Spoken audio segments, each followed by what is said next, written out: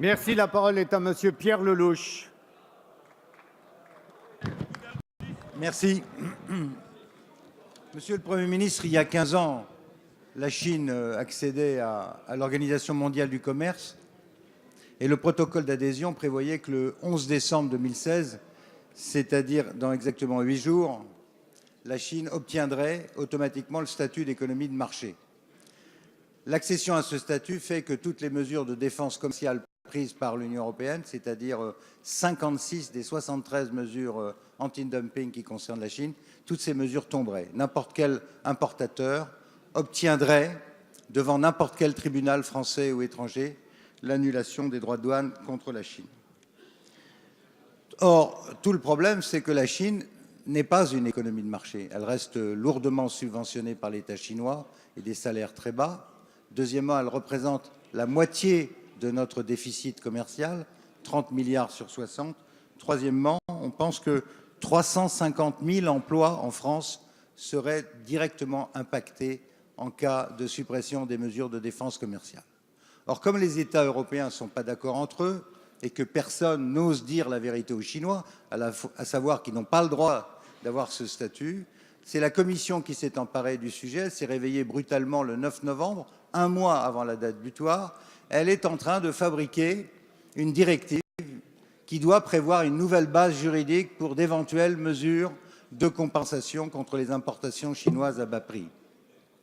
Alors la question que je voudrais vous poser, Monsieur le Premier ministre, parce qu'on ne vous a pas beaucoup entendu, c'est une litote sur ce sujet depuis longtemps, c'est les questions suivantes. Premièrement, qu'est-ce que vous comptez dire aux Chinois le 11 décembre? Deuxièmement, quelle est votre évaluation de la future directive européenne, s'il y en a une? Et troisièmement, est-ce que vous allez la transmettre au Parlement français afin que nous puissions en évaluer les conséquences sur l'emploi dans notre pays? Merci. La parole est à Monsieur Mathias Fekl, secrétaire d'État chargé du commerce extérieur, de la promotion du tourisme et des Français de l'étranger. Merci Monsieur le Président, Mesdames et Messieurs les députés, Monsieur le député Pierre Lellouche. Nous avons souvent l'occasion d'échanger sur la question de la mondialisation, du retour des règles après 30 années de dérégulation néolibérale et du retour de la puissance publique en cette matière. Et le Premier ministre a récemment, dans une tribune, rappelé la stratégie française sur ce sujet qui concerne la Chine, mais qui concerne aussi bien d'autres parties du monde, les États-Unis et d'autres émergents. Sur la question du statut d'économie de marché, vous avez raison de rappeler que la Chine a accédé à l'OMC en 2001 et que dans son protocole d'accession est prévu un certain nombre de choses. Mais sont prévues, Monsieur le professeur.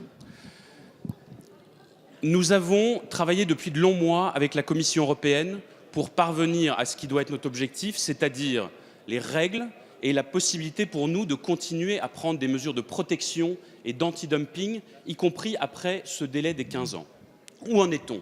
Au mois de juillet dernier, après avoir eu, c'est vrai, des tentations contraires, l'Union européenne est maintenant d'accord pour dire que la Chine n'est pas une économie de marché et que donc elle n'aura pas ce statut, y compris à l'échéance en décembre que vous avez rappelé.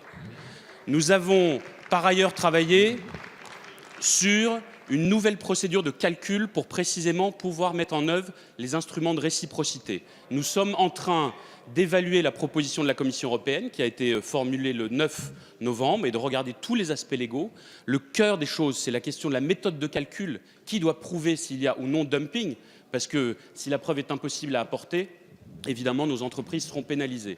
Mais nous sommes maintenant sur la bonne voie pour que la France et l'Europe puissent continuer à faire de l'anti-dumping, de la protection de manière efficace et réactive pour protéger nos usines, nos industries et notre emploi.